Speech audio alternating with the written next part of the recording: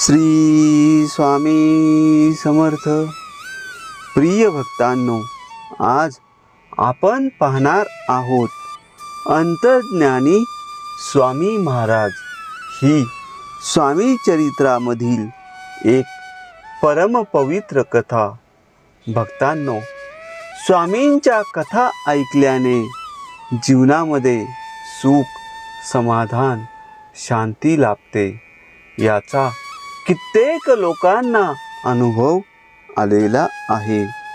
अशा या परम पवित्र कथेला सुरुवात करण्यापूर्वी कमेंटमध्ये श्री स्वामी समर्थ असे लिहून चॅनलला सबस्क्राईब करा आणि महाराजांचे आशीर्वाद मिळवा.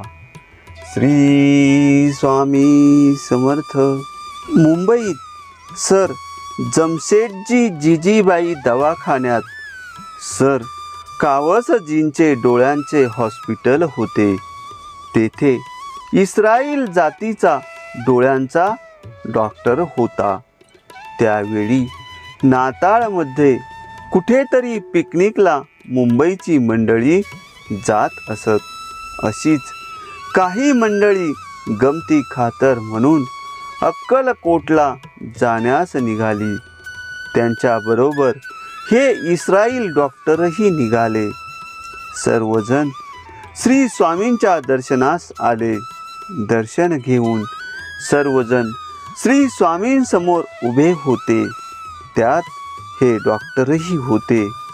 त्या डॉक्टरकडे पाहत स्वामी म्हणाले, क्यों कितने हजार आंखें तुमने फोड़े? असा प्रश्न त्याला विचारताच तो डॉक्टर आश्चर्याने थक्क झाला.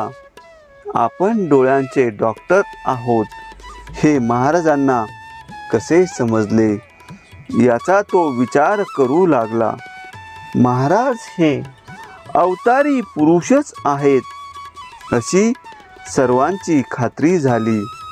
असेच अनेक दर्शनीय केवळ मजा म्हणून दर्शनास येत, पण ते पुढे महाराजांचे परमभक्त होत असत. ह्या डॉक्टरांप्रमाणे अनेक जाती धर्मांचे लोक श्री समर्थ भक्त झाले आहेत.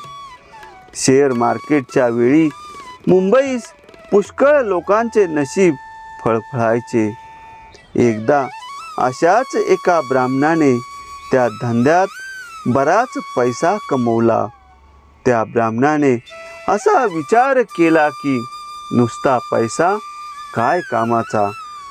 आपल्यास एखादे पुत्र संतान झाल्यास आपण धन्य होऊ असा विचार मनात येताच त्यांनी श्री दत्त नृसिंह सरस्वती गाणगापूर निवासी यांस पुत्रप्राप्ती झाल्यास 1,000 ब्राह्मण भोजन घालण्याचा नवस केला. एका वर्षातच त्या उभयतांना पुत्रप्राप्ती होऊन त्यांच्या आनंदास पारावार राहिला नाही.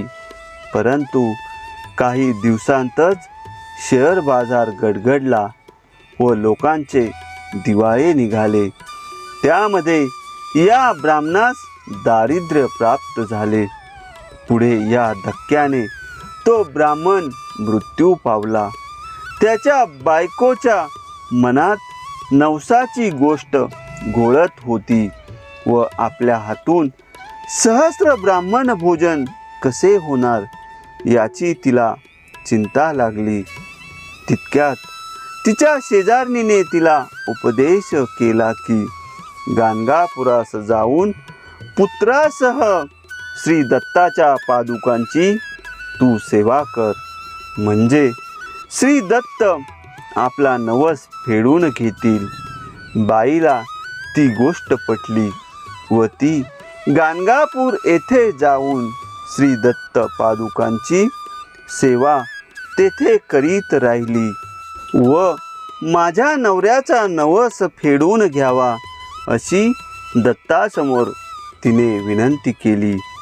काही दिवसांनी तिला असा दृष्टांत झाला की तुला 1000 ब्राह्मणांना जेवण्यास घालण्याची शक्ती नाही तर अक्कलकोटास जाऊन श्री समर्थांना जेवण घालावे, म्हणजे तुझा नवस फिटेल.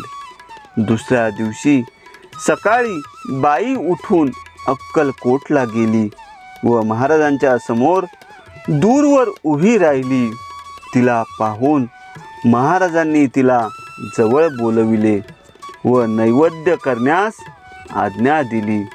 बाईने बरोबर शिदा आणला होता, त्याचा स्वयंपाक केला. महाराजांना तिने जेवण दिले. त्यावर ढेकर देऊन महाराज तृप्त झाले व तिला म्हणाले, बाई, तुझे 1000 ब्राह्मण जेवले बरे. असे महाराजांचे शब्द ऐकून त्या बाईला धन्यता वाटली.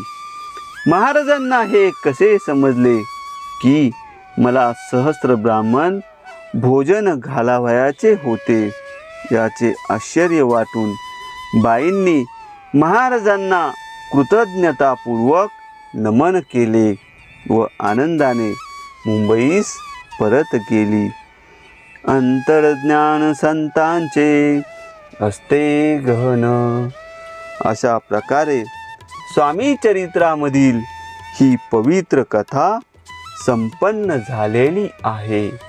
भक्तांनो, पुढील कथा ऐकण्यासाठी चॅनलला सबस्क्राईब करा आणि महाराजांचे आशीर्वाद मिळविण्यासाठी कमेंटमध्ये श्री स्वामी समर्थ असे लिहा. श्री स्वामी समर्थ.